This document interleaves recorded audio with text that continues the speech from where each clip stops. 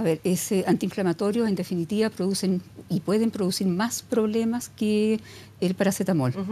El paracetamol usado en las dosis adecuadas y por tiempos abreviados no debieran provocar problemas hepáticos, que ha sido la gran alerta, digamos, ¿cierto?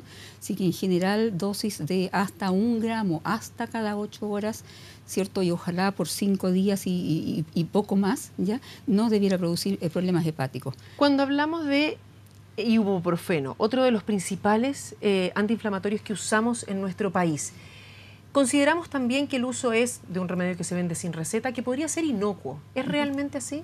No. Y ahí yo quería partir diciendo que hay mucha automedicación, ¿ya? Con antiinflamatorios, con antibióticos. Limitémonos a los antiinflamatorios, uno de los cuales es el ibuprofeno, pero podemos nombrar al ketoprofeno, al ketorolaco y muchos otros, ya que se usan autoindicados y por tiempos que a lo mejor prolongados, ¿ya? Eso a nivel renal va a producir problemas, ¿ya? Cuando tenemos la combinación de ambos, muchas veces la gente toma tanto paracetamol o ibuprofeno de manera indistinta. Incluso hay veces que se pueden combinar. ¿Está bien o esta medida puede ser aún más riesgosa? A ver, yo creo que depende qué persona lo está tomando, ¿ya? Porque me gustaría tocar 3 aspectos del uso de antiinflamatorios, ¿ya? Uno es que el uso en algunas personas, ¿ya? Puede producir una relación idiosincrática, una especie de reacción alérgica, ¿ya? Que se traduce que esa persona, frente a 1 o 2 dosis o pocas dosis de ibuprofeno o el que tú me nombres, ¿ya? Se puede determinar elevación de la creatinina, marcador de la función renal. Mientras más alta la creatinina, peor la función renal.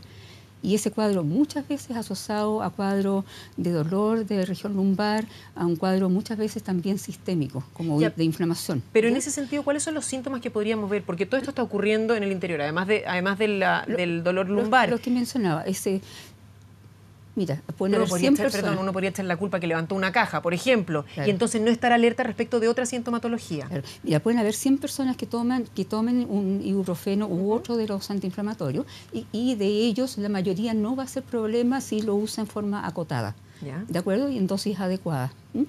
Pero hay un porcentaje pequeño de las personas que sí pueden hacer esta reacción, entre comillas, alérgica, ¿ya? Y que se manifiesta como ese dolor lumbar, que es más bien, que no es un dolor que aumente, por ejemplo, cuando uno se mueve y hace movimientos de cintura. Ya, eso va a ser clave. Muchas veces fiebre, muchas veces alteración de los parámetros inflamatorios.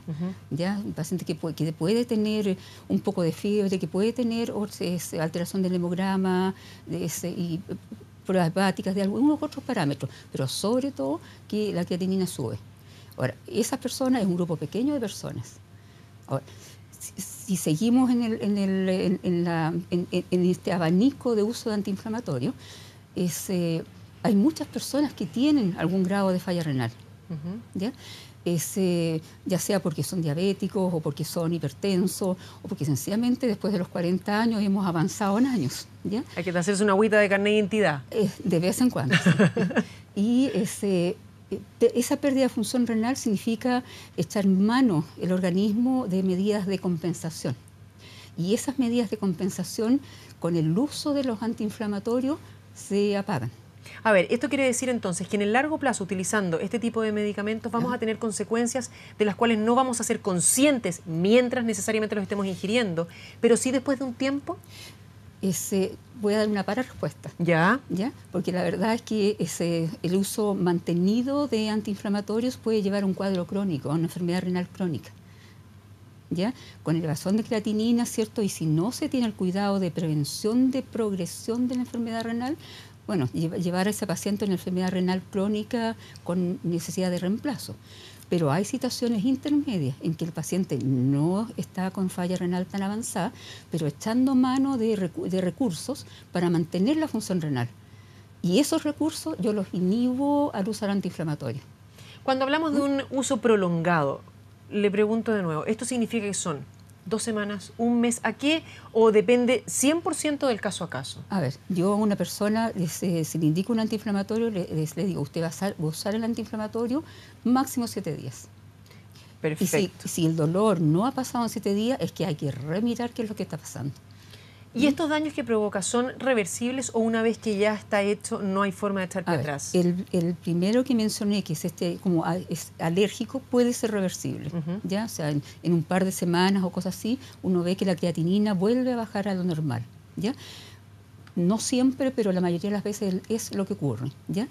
En el segundo caso, en que yo estoy eliminando medidas de compensación renal, si yo suspendo en forma adecuada el antiinflamatorio, pudiera volver a recuperar lo que tenía. A lo mejor no lo normal, pero no aquello a lo que me llevó el antiinflamatorio. Cuando ya hay cicatrices en el riñón y tenemos una enfermedad renal crónica, ¿cierto? Claro, puede transitoriamente haber un deterioro de función, pero va a volver a su basal, va a volver a su creatinina que ya era mala. Cuando se combinan medicamentos, hablábamos del paracetamol y el ibuprofeno, que podemos ir alternándolos, pero esto con otros. Sí. Yo los indico así. ¿Ya? Y muchas veces indico, por favor, de primera línea use el paracetamol. Si no cede con el paracetamol el dolor, la molestia que usted está teniendo, que amerita usar analgesia, ¿ya? Recurra al antiinflamatorio. Pero esto de segunda línea y por favor, ¿cierto?, por tiempo acotado. Si usted tiene una gripe, usted sabe, gripe va a durar 4 o 5 días. No debiera usarlo más allá de eso. Ahora, las diferencias principales entre el paracetamol y el ibuprofeno, que para muchos es exactamente lo mismo, pero tengo entendido que uno tiene una acción más rápida que el otro. ¿Hay algunas diferencias entre ellos? ¿Las podríamos nombrar? Sí, pareciera que el paracetamol necesita más dosis para llegar a una buena analgesia que el antiinflamatorio. Básicamente eso. Ahora asociarlos permite ahorrar antiinflamatorios por una parte, ¿ya?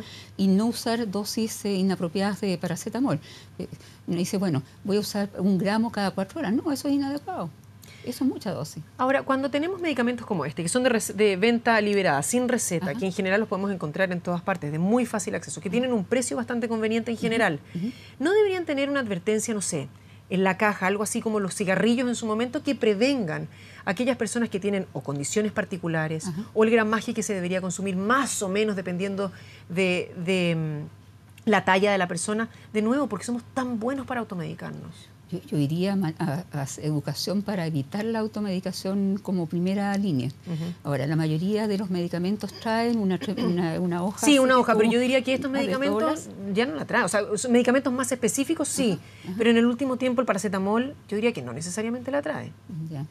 No puedo estar equivocada, por favor. Usted es la experta, no yo. Bueno, yo creo que lo que estamos hablando ahora va hacia una educación de uso, ojalá por indicación médica de medicamentos, ¿ya? Y que el mensaje y la educación se acompañe en el sentido de que cualquier medicamento es potencialmente dañino.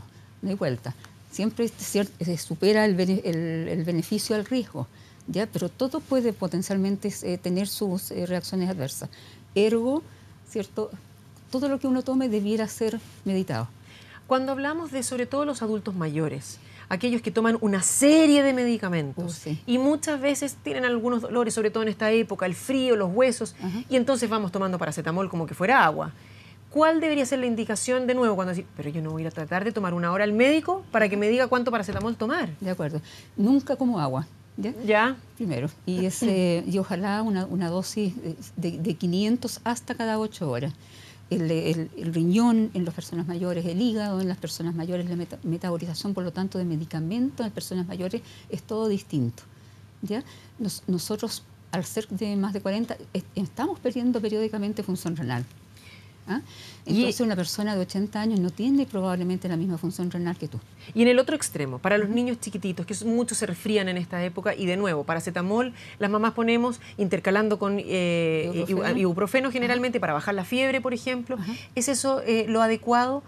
Mira, los pediatras habitualmente lo que hacen es indicar los medicamentos por kilo de peso. Entonces, y las mamás están ya al tanto de eso, así que es improbable que vayan a usar dosis mayores o que vayan a usarlo por más tiempo que es necesario. Muy bien, doctora Herrera, muchísimas gracias por venir a conversar con nosotros. Un gusto. Muy buenos días.